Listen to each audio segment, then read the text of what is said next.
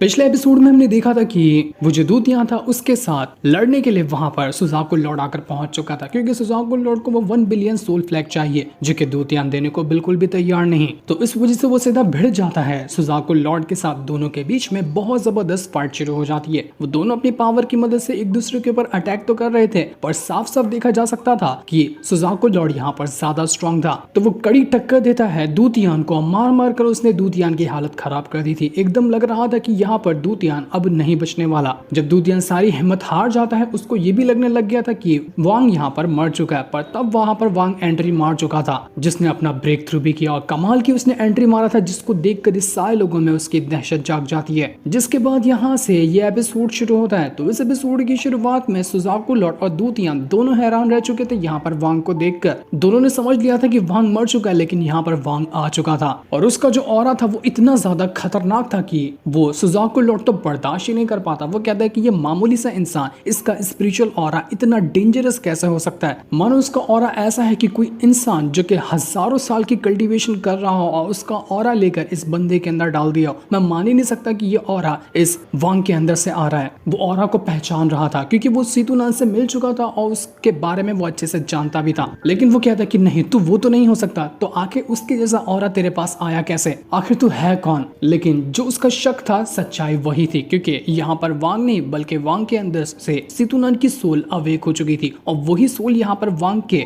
अंदर से ये आवाज लगाते हुए सुजाकु लॉर्ड से कहती कि तू कौन से जनरेशन का सुजाकु लॉर्ड है, बताएगा। तो डरते हुए वो जो सुजाकु लॉर्ड था वो यहाँ पर बता देता है कि मैं 14th जनरेशन वाला सुजाकु लॉर्ड हूँ। तो यहाँ पर सीतुनान जो था वो यहाँ उस सुजाकु लॉर्ड को बाकी जो सुजाकु लॉर्ड पहले भी आ चुके थे उन सभी के बारे में, उनके सभी के नाम बताना शुरू कर देता है। तो ये सुनकर सुजाकु लॉर्ड हैरान रह चुका था कि इसको कैसे पता चला कि मुझसे पहले के जो सुजाकु लॉर्ड थे उनका नाम क्या था। ये जानकारी तो सिर्फ सुजाकु लॉर्ड के पास ही होती है, तो आखिर इस वांग के पास ये जानकारी आई कैसे, ये कौन बोल रहा है इसके अंदर से, मुझे समझ नहीं आ रहा। तो वो डरते डरते ही यहाँ पर उससे कहने लग जाता है कि तू है कौन, क्या तू सीतुनान है। अगर मेरा शक गलत नहीं है ना तो सच में सीतुनान ही होगा, क्योंकि उसी को सारी जानकारी थी। तो यहाँ पर वांग की शक्ल देखकर उसको समझ में आ जाता है कि हाँ बिल्कुल ये सीतुनान ही है जो वांग के अंदर से कह रहा है। तो वो सीधा यहाँ पर सीतुनान के सामने खुद को सरेंडर कर देता है कि सीनियर मुझे माफ कर देना, मुझे आपको पहचानने में थोड़ी सी देरी हो गई, लेकिन अब जब मैं आपको पहचान चुका हूँ तो मैं यहाँ से जा रहा हूँ। लेकिन जैसे वो जा रहा था, दूतियान यहाँ पर आवाज लगाते हुए कहता है कि तू 4th सोल जो है मेरे एंसेस्टर की, उसको लेकर भाग रहा है, उसको तो मेरे हवाले कर। तो ये सुनकर सीतुनान जो था वो यहाँ पर उस सुजाकु लॉर्ड से कहने लग जाता है कि तू यहाँ पर 4th सोल को ले जा रहा है उन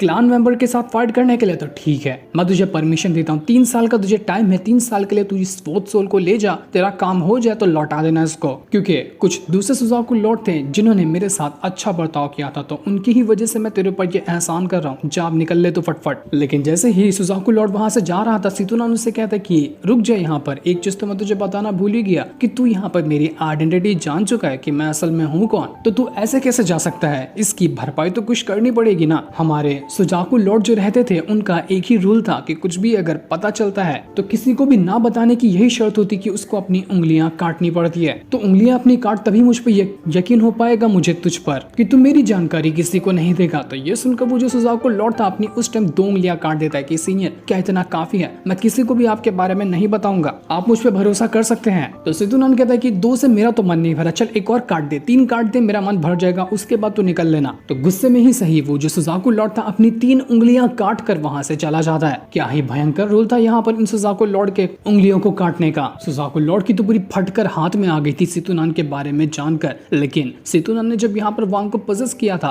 तो वांग की हालत खराब होने लग जाती है, वो बेहोश होने लग गया था। तो दूतियान यहाँ पर आकर उसको संभालता है कि शेंगन्यू तुम ठीक तो हो ना। दूतियान नहीं पहचान रहा था कि आखिर वांग के अंदर किसकी सोल आ गई थी, वो अचानक से इतना स्ट्रॉन्ग और इतना खतरनाक कैसे बन गया। लेकिन उसको इतना कंफर्म समझ में आ गया था कि ये तो मेरा डिसाइपल नहीं है, ये इसको किसी ने पोजेस करके रखा था, तभी ये इस तरह का खतरनाक बन गया था। तो वो अपनी पावर का इस्तेमाल करते हुए वो पोजीशन यहाँ पर ठीक करने की कोशिश कर रहा था कि जो भी चीज वांग को पोजेस करी है ना वो उसको हटा सके। तो वांग यहाँ पर आवाज लगाते हुए कहते कि दूतियान सीनियर ऐसा मत कीजिए, मुझे किसी ने भी पोजेस नहीं किया है। जिसके बाद वांग जो था वो यहाँ पर अपने अंदर से सीतुनान की सोल को बाहर निकालता है और बताने की कोशिश करता है दूतियान को कि यही थे जो मेरे अंदर थे और इन्होंने ही मुझे पोजेस किया था, इनका कोई इरादा नहीं है मुझे नुकसान पहुंचाने का। जैसे ही सीतुनान की सोल यहाँ पर आई थी वो सोल इतनी बड़ी और इतनी पावरफुल की पूरा भूकंप आ जाता है पूरे इलाके में। क्या ही कमाल की वो सोल थी, बहुत ज्यादा खतरनाक। आसपास का पूरा इलाका ही यहाँ पर तहस नहस हो चुका था। सीतुनान जो था वो यहाँ पर वांग से कहने लग जाता है कि तूने इस दूतियान को बताया नहीं कि मैं कौन हूँ। देखो इसको लग रहा था कि मैं कोई बहरूपिया हूँ जो तेरे ऊपर कंट्रोल हासिल करना चाहता है, इसको बता तो मेरे बारे में। तभी देखते ही देखते वहां पर बारिश भी होने लग जाती है। सितुनान गुस्से में था तो वो चिल्लाते हुए कहता है बादलों से कि बादल, मैंने तुझे बोला क्या बारिश करने के लिए, तो बिना मतलब कि आंसू क्यों बाहर है, चुपचाप बैठ जाए एकदम से। उसके सिर्फ इतना कहता है कि बारिश थम गई थी, पूरा बादल हट जाता है, एकदम माहौल शांत। बाप रे, बादलों तक को यहाँ पर सितुनान कंट्रोल कर सकता है। उसके डर से तो सब कुछ यहाँ पर एकदम ठंडा पड़ गया था। सितुनान जो था वो यहाँ पर दूतियान से कहने लग जाते कि तुझे फोर्थ सोल की टेंशन हो रही है ना, उसकी टेंशन मत ले, मैं उसका बंदोबस्त कर दूंगा तेरे लिए, लेकिन अभी मेरे पास मेरी सोल है, मुझे एक फिजिकल बॉडी लगेगी, वो मिल जाए उसके बाद फोर्थ सोल लाकर मैं तुझे दे दूंगा, इसलिए इसकी टेंशन मत लेना उतनी। दूतियान जो था वो यहाँ पर सितुनान से कहने लग जाते कि सीनियर देखिए, मैं समझ तो चुका हूँ ये कि आप बहुत ज्यादा कमाल के और बहुत ज्यादा स्ट्रॉन्ग है, लेकिन मुझे अभी तक के नहीं पता कि आप कौन है। दूतियान सितुनान को जानता तो था, लेकिन उसने कभी भी उसकी शक्ल नहीं देखी थी, तो वो नहीं पहचान पाया कि उसके सामने ही सितुनान खड़ा हुआ है, जिसकी वो इतनी तारीफें बता रहा था वांग को कुछ टाइम पहले। तो सितुनान वांग से ही कहता है कि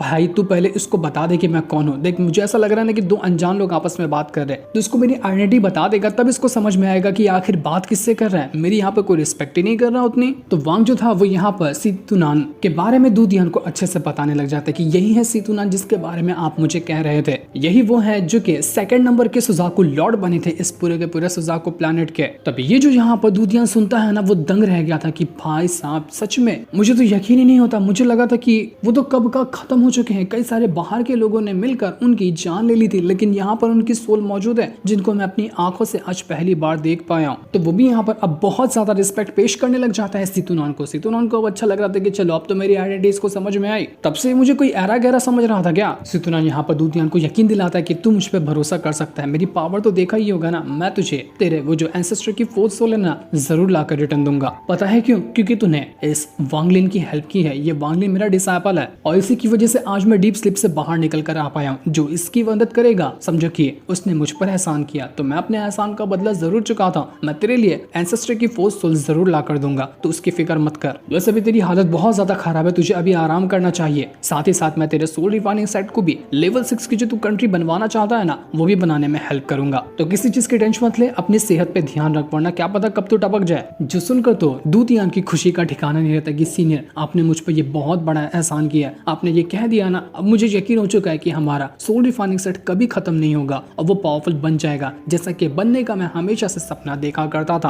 आपसे मिलना मेरी जिंदगी की सबसे बहुत बड़ी अपॉर्चुनिटी थी। अब मैं खुशी खुशी मर भी जाऊं ना, मुझे कोई फर्क नहीं पड़ता। अब मैं अपने एंसेस्टर के पास जाऊंगा तो गर्व से उनकी नजरों से नजरें मिला सकता हूँ कि हाँ मैंने अपने सोल रिफाइनिंग सेट को एक ऐसे इंसान के हाथों में देकर आ रहा हूँ जो सोल रिफाइनिंग सेट को पावरफुल बना देगा। दूतियान जो था वो यहाँ पर वांग से कहता है कि बस एक छोटा सा और एहसान ना तुम मुझ पर कर दो, मेरा जो मेथड वगैरह है, मेरा जो सोल फ्लैग है ना, मैं सब कुछ तुम्हारे हवाले करने को तैयार हूँ, सब कुछ मैं तुम्हें दे दूंगा, इसके बिना पर कि तुम हमेशा इसको संभाल के रखोगे। दुनिया में जहां पर भी जाओगे ना, ये सोल फ्लैग हमारे इस सोल रिफाइनिंग सेट की एक शान की तरह तुम्हारे हाथों में रहेगा। दूर दूर के लोगों को भी पता चलेगा कि कहीं कोई जगह पर ऐसा सोल रिफाइनिंग नाम का सेट था जो इतने कमाल के फ्लैग बनाया करता था। हमारे सेट की शान हमेशा बरकरार रहेगी। दूतियान जो था वो अपने बचपन को भी याद करने लग जाता है कि किस तरह से वो इस सोल रिफाइनिंग सेट में आया, यहाँ का लीडर बना, कितनी उसने मेहनत करके सारी टेक्निक को हासिल किया, सोल फ्लैग बनाना सीखा, उसका इस्तेमाल किया, किस तरह से मास्टर ने उसके उस पर एहसान किया और सारी चीजें उसको सिखाई और अपने सोल रिफाइनिंग सेट की जिम्मेदारी उसके हवाले कर दी। पूरी जिंदगी से बचपन से आज तक की जो भी लाइफ एक्सपीरियंस था